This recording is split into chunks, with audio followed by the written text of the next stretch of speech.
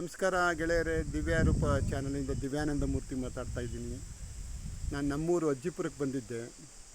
ಬಂದಾಗ ಇಲ್ಲಿ ನನಗೆ ಇಷ್ಟವಾದ ಸ್ಥಳ ಸಂಜೆಯ ಅಡುಗೆಗೋಸ್ಕರ ಇಲ್ಲಿ ಬಂದಿದ್ದೆ. ಭಾಳ ಸುಂದರವಾದ ವಾತಾವರಣ ಇದೆ. ಇಲ್ಲಿ ಬಂದಾಗ ಹಲವು ಗೆಳೆಯರು ಕೇಳಿದ್ರು, ನಿಮ್ಮ ಹೊಸ ಕೃತಿ ಯಾವುದು ಅಂತ, ಅದ್ರ ವಿಚಾರ ಏನು ಅಂತ. ನಾನು ಹೇಳಿದೆ, ನನ್ನ ಹೊಸ ಕೃತಿ ಈಗಾಗಲೇ ಜೀವನದಲ್ಲಿ ನೊಂದು ಬೆಂದವರು ಮತ್ತು ಸ್ಫೂರ್ತಿ ಪಡೆದು ಮುನ್ನುಗ್ಗುವಲು ಸಹಾಯ ಮಾಡುವಂಥ ವಿಚಾರವನ್ನು ಆಯ್ದುಕೊಂಡು ಬರೆದಿದ್ದೇನೆ ಹೇಳಿದೆ. ಕೃತಿ ಹೆಸರನ್ನು ಕೇಳಿದರೆ ಪ್ರಾಮಾಣಿಕ ಆತ್ಮಾವಲೋಕನ ಪ್ರಗತಿಗೆ ಪ್ರಥಮ ಸೋಪಾನ ಅಂತ ಕೃತಿ ಶೀರ್ಷಿಕೆ ಇಟ್ಟಿದ್ದೇನೆ. ಅದರ ವಿಚಾರ ಸಾರಾಂಶ ಹೇಳಿದ್ರು. ಸ್ಥೂಲವಾಗಿ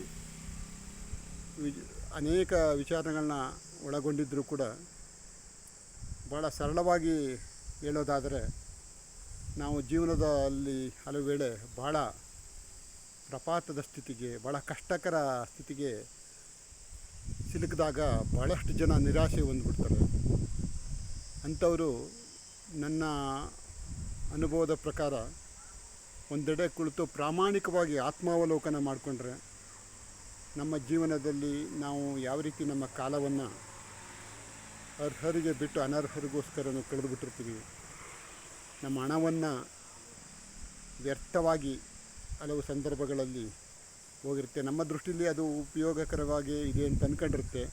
ಬಟ್ ಕೆಲವು ವೇಳೆ ಅದು ನಮ್ಮ ಹಣ ಅಂಥ ಸದುಪಯೋಗ ಆಗಿರಲ್ಲ.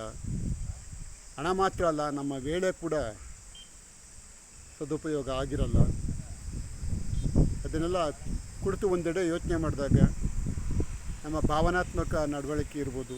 ನಾವು ಯಾವುದೋ ವಿಚಾರಗಳಿಗೋಸ್ಕರ ಬೇರೆಯವರ ಪರವಾಗಿಲ್ಲ ನಾವು ನಮ್ಮ ಕಾಲವನ್ನು ವ್ಯಯ ಮಾಡಿರ್ತೀವಿ.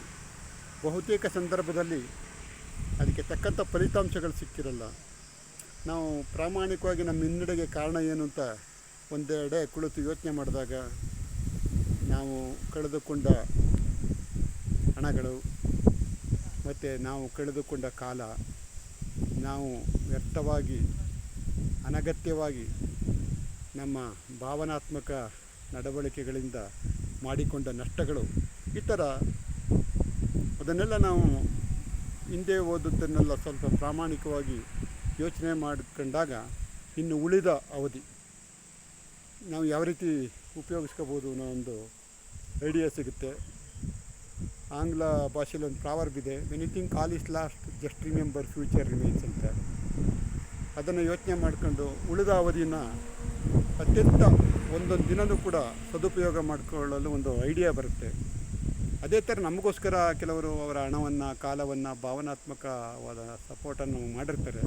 ಅವ್ರಿಗೆ ಪ್ರತಿದಿನ ನಾವು ಕೃತಜ್ಞತೆಯನ್ನು ಅರ್ಪಿಸಬೇಕು.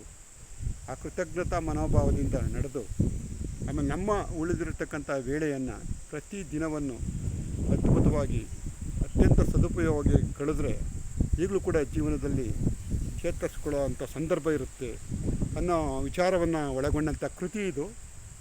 ಪ್ರಾಮಾಣಿಕ ಆತ್ಮಾವಲೋಕನ ಪ್ರಗತಿಗೆ ಪ್ರಥಮ ಸೋಪಾನ ಅಂತ. ಇನ್ನೇನು ಕೆಲವೇ ದಿನಗಳಲ್ಲಿ ಬುಕ್ ಬಿಡುಗಡೆ ಮಾಡ್ತಾಯಿದ್ದೀನಿ ಗೆಳೆಯರೆ. ನನ್ನ ಹಿಂದಿನ 3 ಕೃತಿಗಳು ಮನಸ್ಸುವಾಗಲಿ, ಜೀವನದೇನಾಗಲಿ, ಔದಾರ್ಯದ ಜೀವನ, ಮಾಧುರ್ಯದ ಮಧುವನ ಮತ್ತು ಅನುಭವದ ಜೇನಾನಿ, ಅಮೃತದ ಸಂಜೀವಿನಿ, ಈ ಕೃತಿಗಳಿಗೆ ತಾವೆಲ್ಲರೂ ಸಹಕಾರ ಕೊಟ್ಟಂತೆ ಈ ನನ್ನ ಹೊಸ ಕೃತಿಗೂ ತಮ್ಮೆಲ್ಲರ ಸಹಾಯ ಸಹಕಾರ ಇದ್ದೇ ಇರುತ್ತೆ ಅಂತ ಭಾವಿಸಿದ್ದೀನಿ. ಮುಂದೆ ನಮ್ಮ ಕೃತಿ ಮೂಲಕ ನಿಮ್ಮನ್ನು ಭೇಟಿ ಆಗ್ತೀನಿ. ಭಾಳ ದಿನಗಳ ನಂತರ ನಾನು ನನ್ನ ಯೂಟ್ಯೂಬ್ ಚಾನಲ್ ಮಾತಾಡ್ತಾಯಿದ್ದೀನಿ. ವ್ಯಕ್ತಿತ್ವ ವಿಕಸನದ ವಿಡಿಯೋ ಮಾಡೋದೆಲ್ಲ ಸ್ವಲ್ಪ ನಿಂತಿತ್ತು, ಮುಂದೆ ಅದು ಕೂಡ ಮುಂದುವರಿಯುತ್ತೆ ಅಂತ ಹೇಳ್ತಾ, ನಿಮಗೆಲ್ಲರಿಗೂ ನನಗೆಲ್ಲ ರೀತಿಯ ಸಹಕಾರ ನೀಡಿ ನಿಮ್ಮ ಪ್ರೋತ್ಸಾಹವೇ ನಮಗೆ ಶ್ರೀರಕ್ಷೆ. ನನ್ನ ವಿಡಿಯೋಗಳನ್ನ ಶೇರ್ ಮಾಡಿ, ನನ್ನ ಚಾನಲ್ ಸಬ್ಸ್ಕ್ರೈಬ್ ಮಾಡಿಕೊಡಿ ಅಂತ ತಮ್ಮಲ್ಲಿ ಮನವಿ ಮಾಡ್ತಾ ನಿಮಗೆ ನನ್ನ ಸಂಜೆಯ ನಮಸ್ಕಾರಗಳನ್ನ ತಿಳಿಸ್ತಾ ಇದ್ದೀನಿ ಗೆಳೆಯರೆ. ನಮಸ್ಕಾರಗಳು. ನಿಮ್ಮೆಲ್ಲರ ಜೀವನ ಸುಂದರವಾಗಿರಲಿ.